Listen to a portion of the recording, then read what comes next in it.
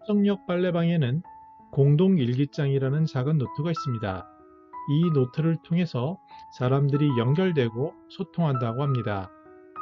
은퇴 후에 연결과 소통이 주는 비즈니스 시사점에 대해서 살펴보도록 하겠습니다. 안녕하세요. 저는 시니어 라이프 비즈니스를 연구하는 최학희입니다. 한겨레 신문에서 소개된 기사인데요.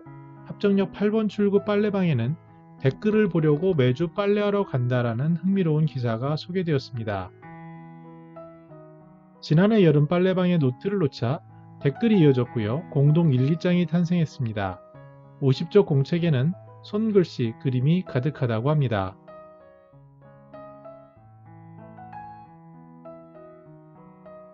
그 내용을 몇 개 살펴보면요. 맛집에 대해서 빼곡하게 의견을 공유한 공간이 있습니다. 그리고 유럽 여행 중에서도 한국 빨래방이 그리웠다.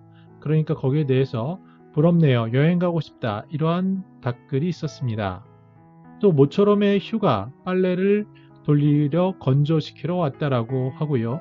임신 7주차, 남편이 회사 끝나고 후다닥 와서는 빨래 지고 와서 돌리고 건조 타이밍에 같이 마실 겸 나왔어요 라고 얘기하는데요.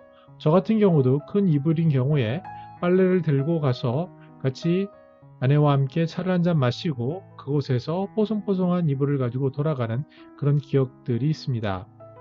표현이 뽀송뽀송하네에 대해서 표현이 너무 귀여워요 라고 이러한 댓글을 달았습니다. 빨래가 실제로 연결고리가 되고 있습니다. 이 배경을 보면요. 미혼 1인 가구 현상이 있습니다. 실제로 1인 가구 비중이 굉장히 높아지고 있죠. 그런데 시니어의 경우에 젊은 사람뿐만 아니라 노인의 경우도 마찬가지가 됩니다.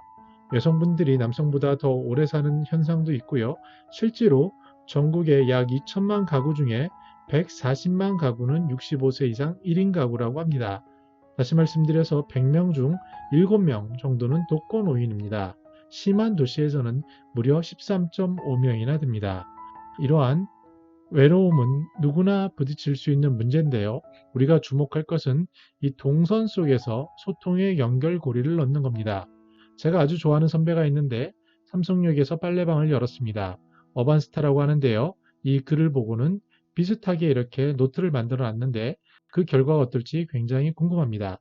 중요한 것은 삶에 있어서 중요한 그 빨래라는 연결고리 속에서 그것을 어떻게 소통으로 이어가느냐라고 말씀드릴 수 있겠습니다. 이를 비즈니스 관점에서 보면 굉장히 흥미로운데요. 시니어 삶의 동선 속에서 소통이라는 너무 중요한 것을 어떻게 연결할 것인가, 특히 비대면까지 강조된 상황에서 말이죠. 저는 세 가지를 주목하는데요. 스마트폰의 경우에는 새롭게 이제 스마트폰을 배우면서 배우게 되는 디지털 보안, 그리고 사망을 앞두고 상속 시점에 사랑하는 사람을 위해 남겨주는 신탁, 돈의 연결고리라고 할 수 있겠죠.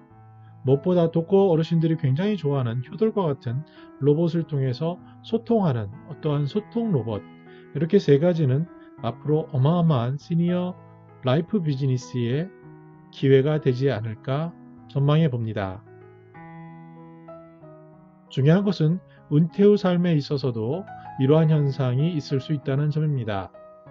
최근에 아는 지인이 시니어들의 스트레스를 어떻게 풀면 좋겠냐라고 저에게 질문을 했습니다. 그때 저는 뭐라고 답을 했냐면요. 아마도 나이가 들면 외로움이 아닐까 싶다고 말씀드렸습니다. 실제로 친구 3명 구하기가 어려운 세상인데요. 이렇게 굉장히 단절되는, 소통이 분리되는 그런 현실을 맞닥뜨리게 되는데요. 이때 자연스럽게 연결해주고 특히 소통이라는, 말이라는, 공감이라는 이런 것을 할 수 있는 장을 만들어주는 것은 어마어마한 시니어 삶에 있어서 중요한 뿐만 아니라 비즈니스적으로도 큰 가치가 있는 일이라고 생각합니다. 저는 더 나은 시니어 삶 공동체를 연구합니다. 감사합니다.